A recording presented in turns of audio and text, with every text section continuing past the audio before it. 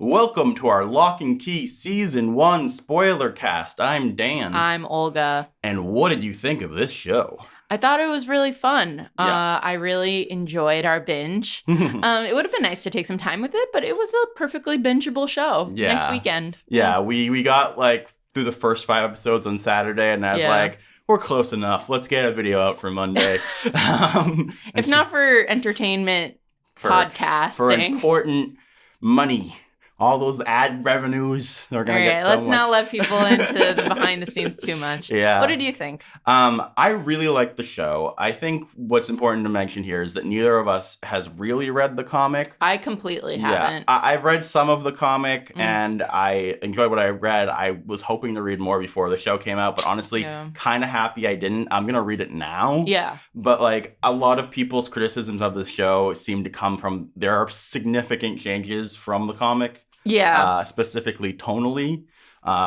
You mentioned how the comic is more gory. It's a lot gorier. It's a lot more straight up horror. Yeah. There are horror-ish elements here, but I'd almost call them it's a fantastical show more than it's a horror show, right? I would say that the vibe of the show is spooky. Yeah. It wasn't scary or, It's gross. the difference between a Halloween movie and a horror movie is what I would say, right? Yes. It's something that evokes ooh, spooky monster times, but even compared to something like Stranger Things, I wouldn't say it's even as frightening as that. No, I think Stranger Things is scarier. So part of the show was that it's kind of got a family-friendly vibe. Yeah. But at the same time, so many of the themes are more adult than what's in Stranger Things. Yeah, it was interesting because I came in knowing that people were complaining about the maturity level and the family-friendliness-ish. Yeah. And especially even I watching the trailers coming into this, I was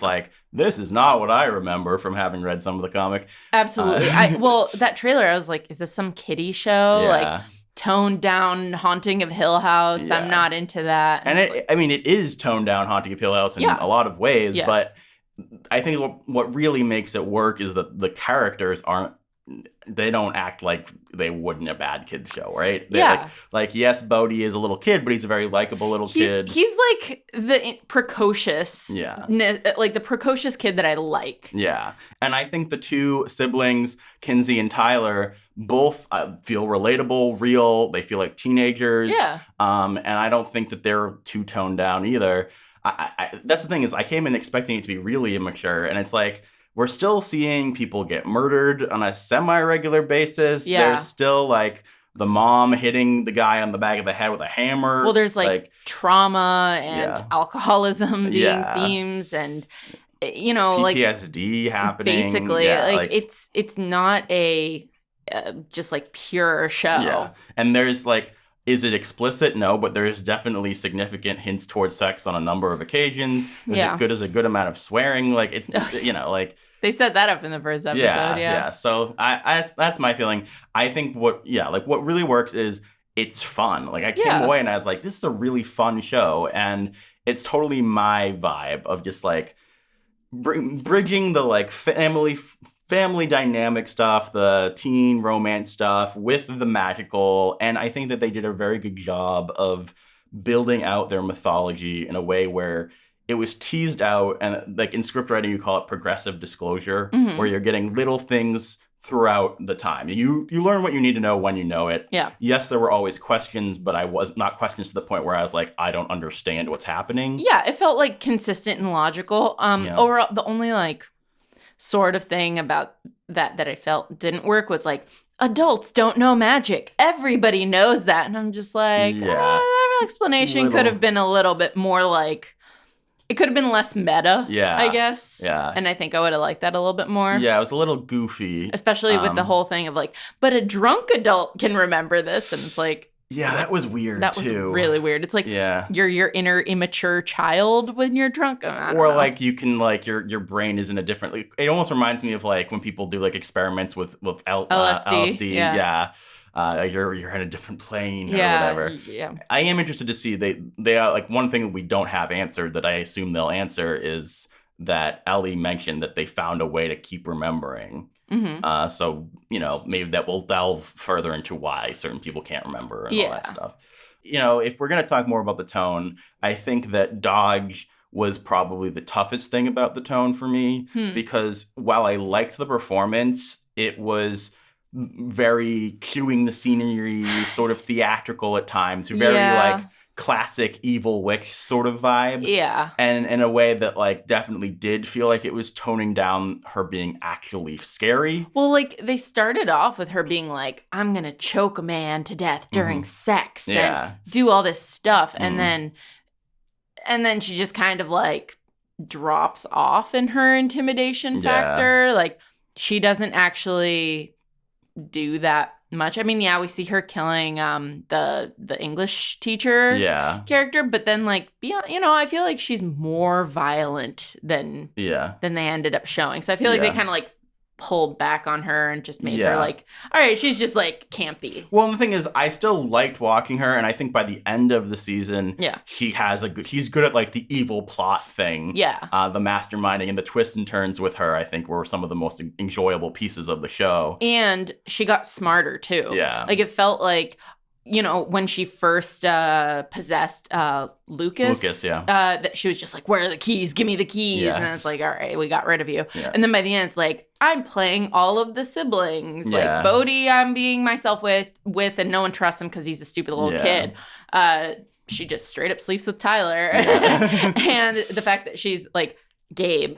Yeah, was a nice twist that was a great. And I love that actor from American Vandal. Yeah, so I'm like, stuff. A lot of Netflix people. Yeah. Yeah. And I was going to say that, like, Gabe, if the twist with Gabe hadn't happened, he would have been probably sort of on my negative list, because not to say that I didn't like watching him, but he was one of the few people that was not as fleshed out. There's a reason for that. For sure. And you mentioned also that like when she was first Lucas, she was like super evil, whatever. Yeah. And part of my question with that is that because that was like the true demon and now he's the echo of the demon?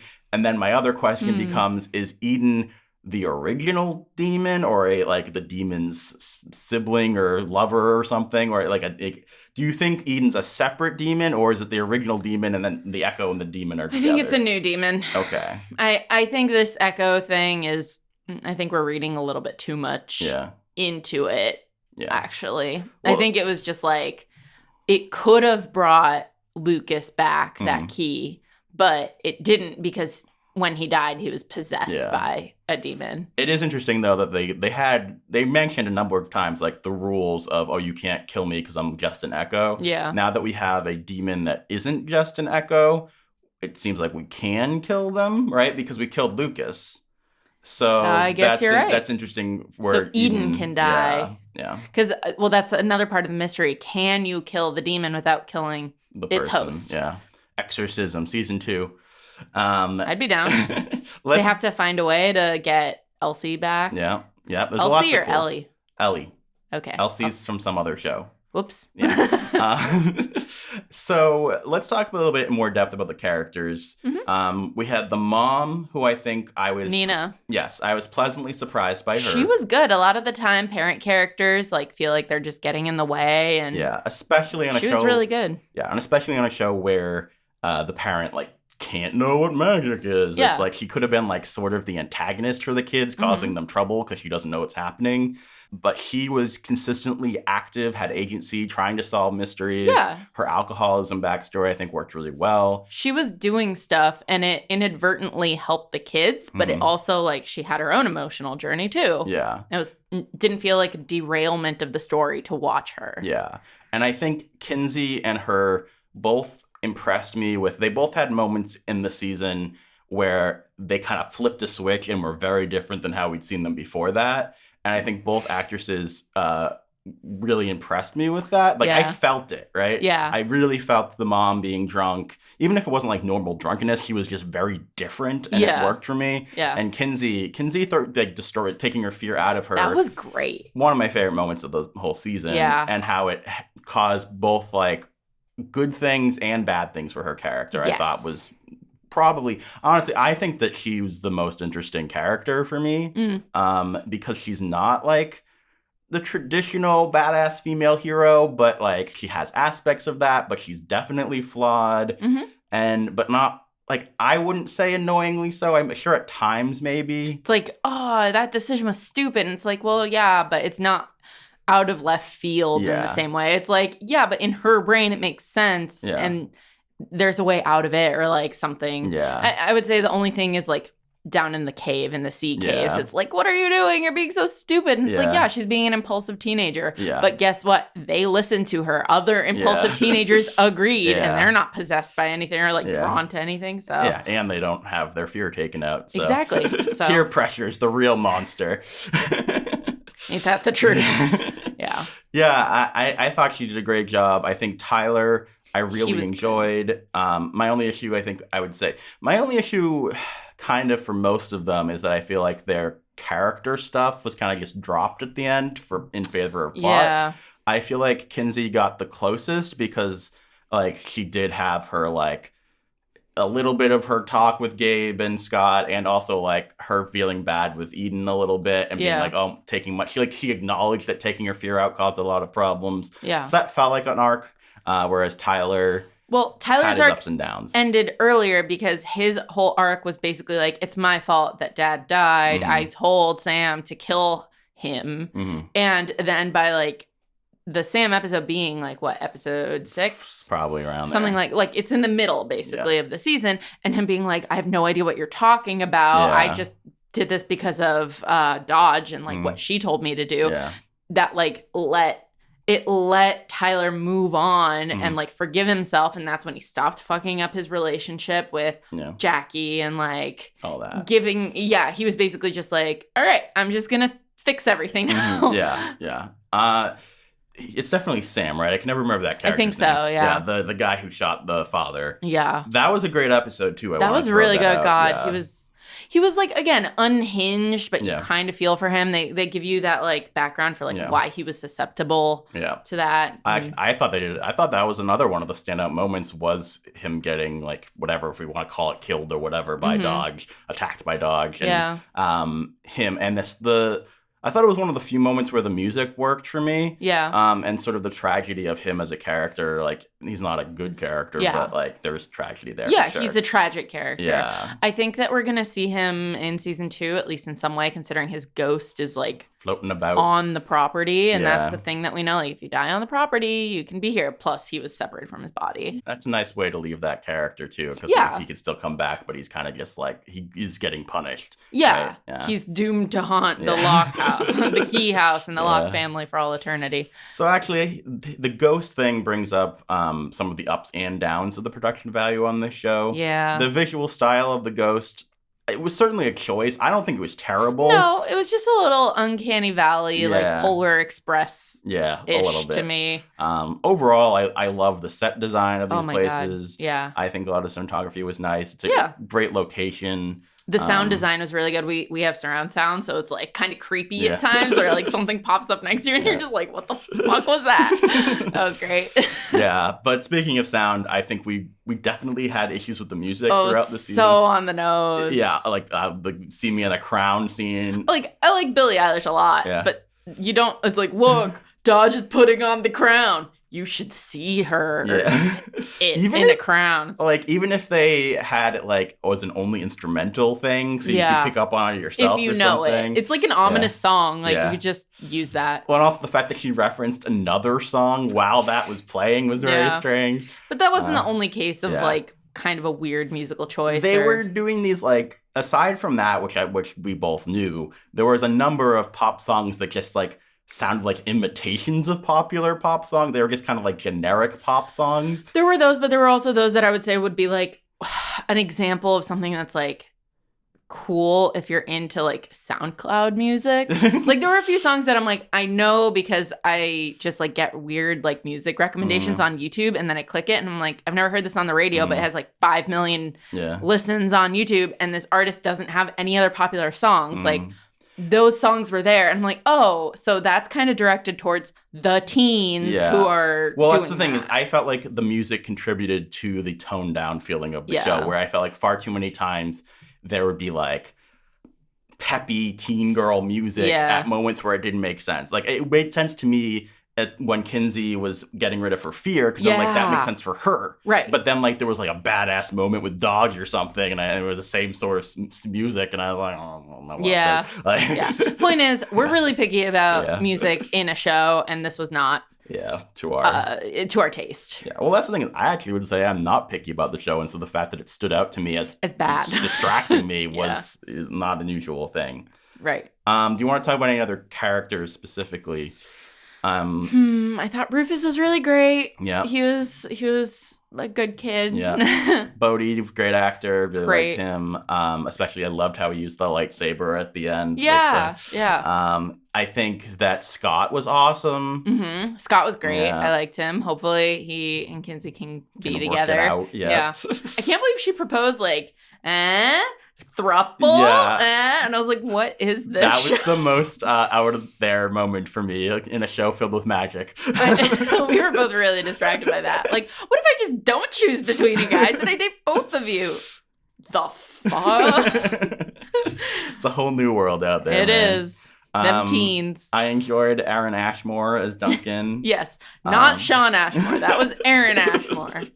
I liked the whole background of him not having the memories. I still think he was underutilized.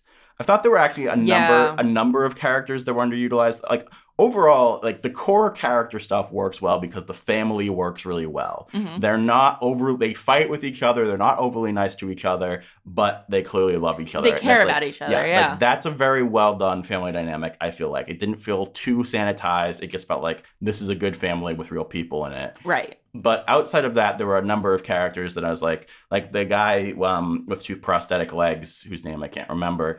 Because why would we? He wasn't even helping them with the demon body. Yeah, like they told him, and then he just like disappeared. Yeah. Like there were just a number of people. Like even Jackie, I feel like could have gotten a little bit more to do. Yeah. Though I liked Jackie. I didn't. I just like they're clearly trying to do the parallel of like Rendell's group of friends being the protectors of the keys, and now Tyler and Kinsey's group of friends. Yeah. But like including Eden, but not that guy. And like, we have the Cavallinis or whatever, the film guys. Scavinis. Something. I'm sorry. Anyway, sorry to insult the great master of horror makeup. But anyway, so like they are there as friends, but they're not in the group. It's like there are almost too many people. It kind of felt like there were too many people for what was the amount of things that were going on. Right. It's like then you introduce like the cop, and then you like. Well, I'm fine with him. Yeah, no, I'm just saying. I guess there's more and more people, and then you're not getting necessarily enough of certain people. It's like Duncan didn't really need to exist on the show. Yeah, I'm hoping he'll have more in season 2. Yeah, like there's a reason to have him and maybe like give him his memories back. Like, what if they threw them into his head and they like cracked open? Like, what would that mean for him? Would he be in the group? Like. I don't know. I feel like there are certain things that they were just like, we're setting this in motion for season 2. I felt like I was surprised we never got back to Boston. He kept mentioning, I assume, Brian, his boyfriend or maybe husband, lover or whatever. Like we never saw Brian. Yeah. So we'll see if that pans out at all. Also, like I thought we might get like a whole episode in the past or anything like that. Yeah. I didn't really love the thing in Ellie's head.